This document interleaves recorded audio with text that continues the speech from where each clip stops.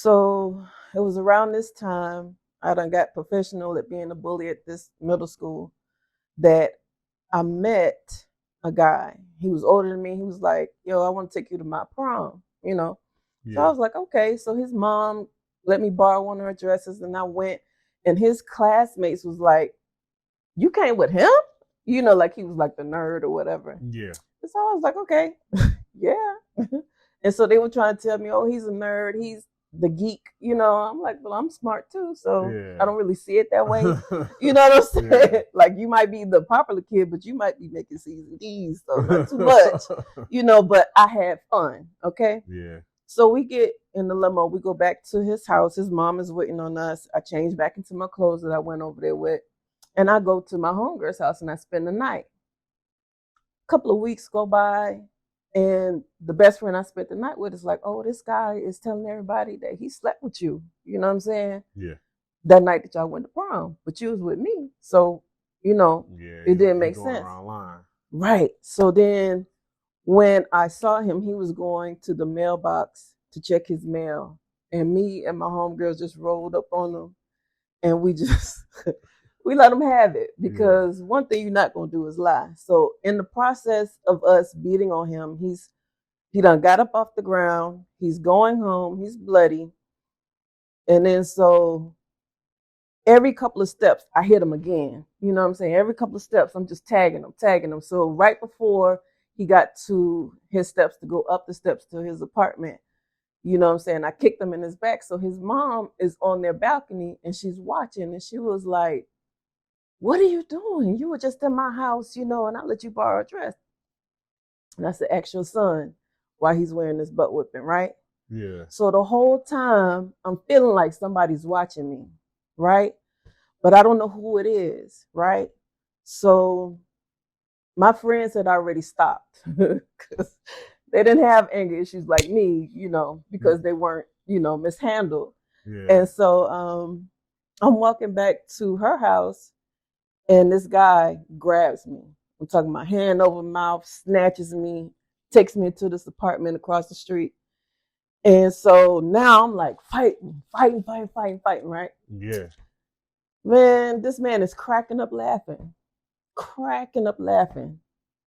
And then so he puts me on the ground. He stands in the doorway. And so I said, oh, so you want some of this kid stuff? And so I punch him with everything I got. Because I remember the last time somebody tried to keep me in the room, you know, Yeah. let me start early. And so by this time I had worked up my stamina and fighting. So I'm like, I'm ready for you this time. You know what I'm saying? Because I felt like it was just this spirit chasing me. They just wanted different people to assault me. Come to find out, it was just an 18-year-old guy that liked me. Local kingpin, you know what I'm Yeah. saying, wanted to get my attention because he saw me beating up the guy. He wanted to be my boyfriend. So this boyfriend and I became very close, right? We became very close because his rules were no matter where you are, one of my men will be with you. And we, like him and I, can't have sex until I'm 18. Like he was adamant about it. Yeah. But everybody was told, like, this is my girl. This is my shorty. So Yeah. at the age of 13, I had my own car. I had lots and lots of money in my pocket. I had my homegirls draped out. I'm draped out. Mind you, I'm in elementary school.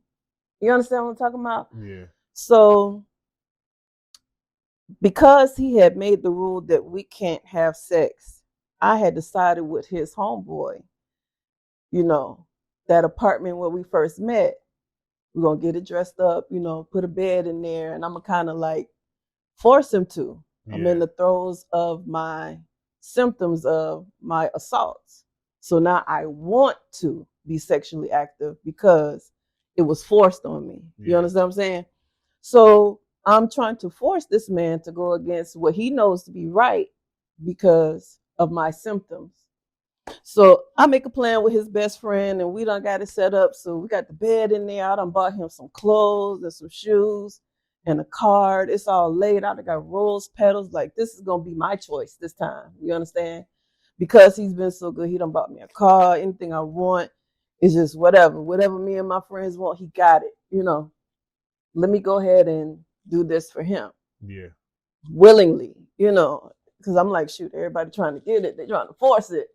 Let me decide, now. But see, I'm 13 and he's 18, so he wasn't going for it any other way. So he was very jealous, and I told his best friend, I said, what we're gonna do is you leave out, right? Mm-hmm. I don't care where you go.